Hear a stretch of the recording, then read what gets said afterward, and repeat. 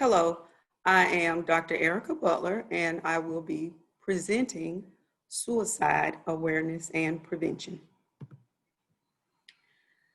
The Jason Flatt Act was signed on May 10th, 2016, and it requires all K through 12 public schools to establish a policy, staff training program, student curriculum, and list of resources for suicide prevention services. The Alabama State Department of Education and the Suicide Prevention Advisory Committee provides a model policy, staff training, student curriculum, and a list of resources. These documents can be found on Prevention and Support webpage. Statistics from the Alabama Department of Public Health. In 2016, there were 39 youth suicides from ages 10 through 19. 1.1 million attempts total during that year. In 2017, there were 38 youth suicides from ages 10 through 19, with 1.4 million attempts total during that year. The next year, in 2018, the number of suicides increased to 50 from ages 10 through 19, with 1.4 million attempts total that year. 2019, suicide was labeled as the 10th leading cause of death in the United States. And currently, in 2020, it is the third leading cause of death in Alabama for ages 10 through 34. Suicide is death caused by self-directed injurious behavior with the intent to die. An individual may use a weapon or take drugs. Suicide attempt is a non-fatal self-directed injurious behavior with the intent to die as a result of the behavior.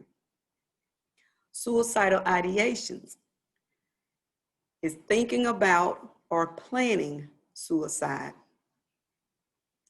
And suicide is the result of a combination of factors, which could be neurological, biological, chemical, emotional, and circumstantial. Suicide is the result of the need to end psychological pain.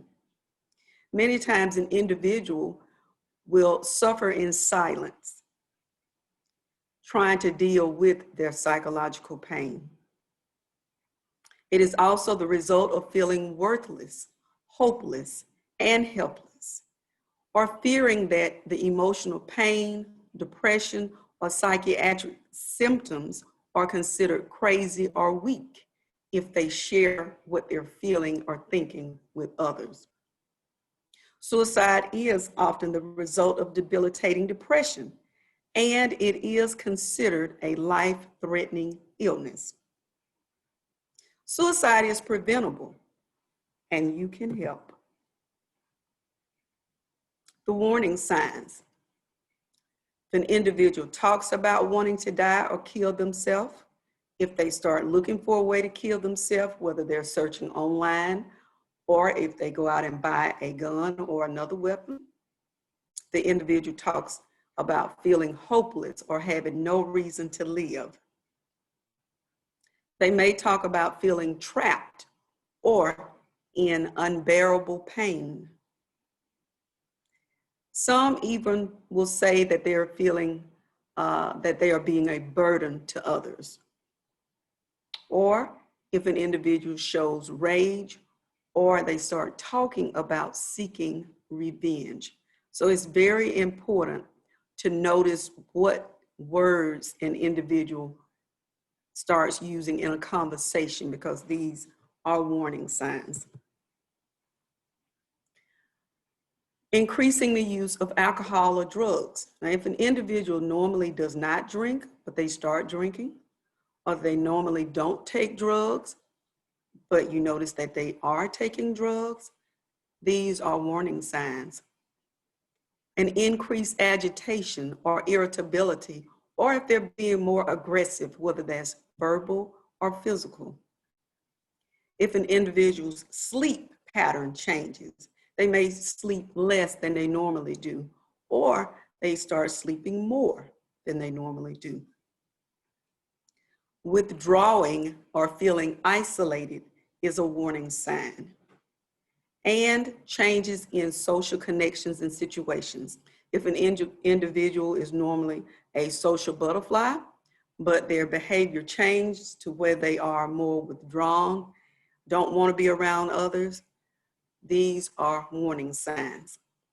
Every 40 seconds, someone in the world dies by suicide, and every 41 seconds, someone is left to make sense of it. If an individual displays extreme mood swings, maybe they're feeling sad, depressed, have little energy, versus being very hyper, happy, talkative, aggressive. If their mood is changing from low and down in the dumps to very hyper, that's a warning sign.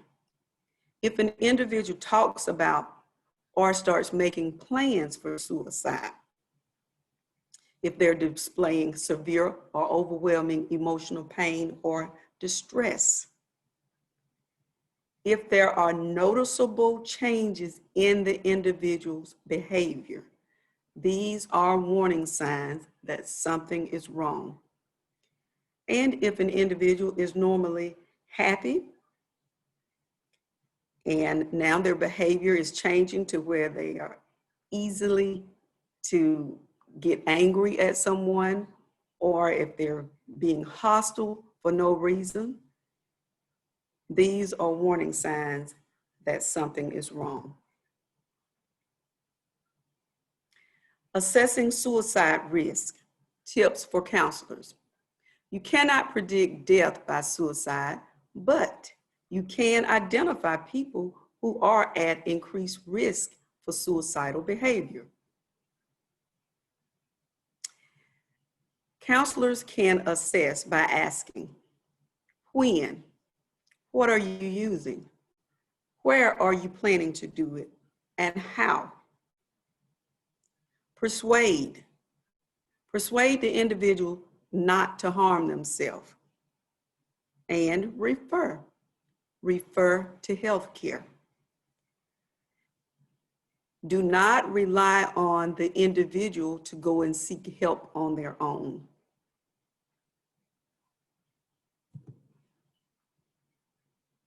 Some high-risk factors. People may be more likely to think about suicide if they are struggling to cope, have family or friends who have attempted or died by suicide,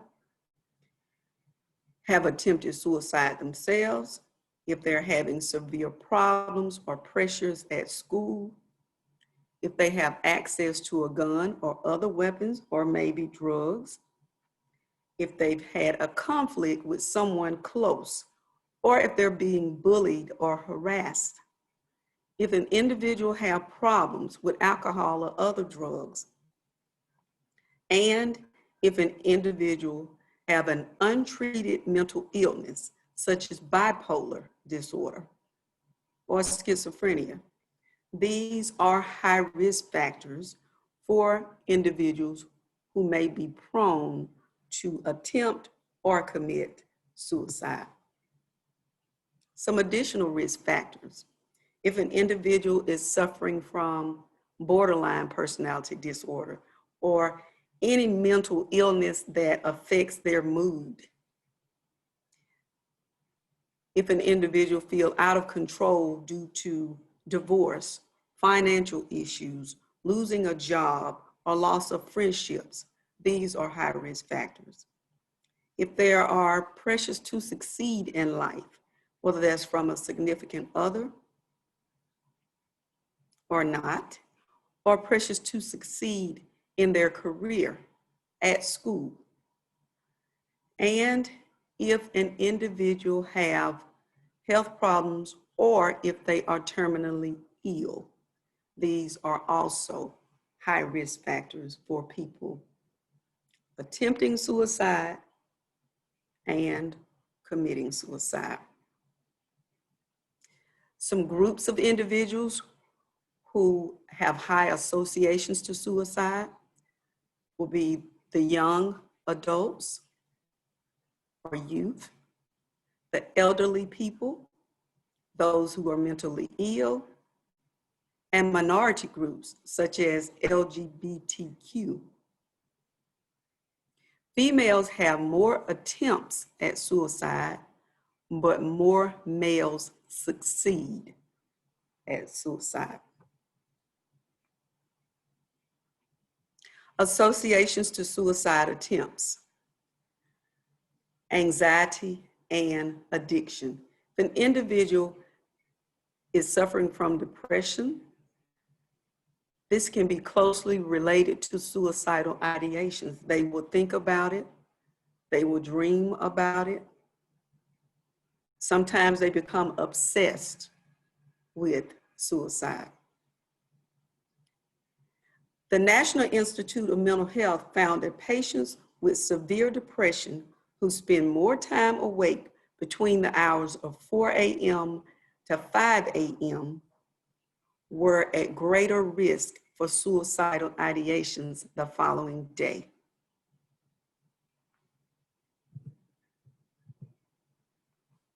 Suicide interventions, mental health first aid, involuntary commitment for treatment.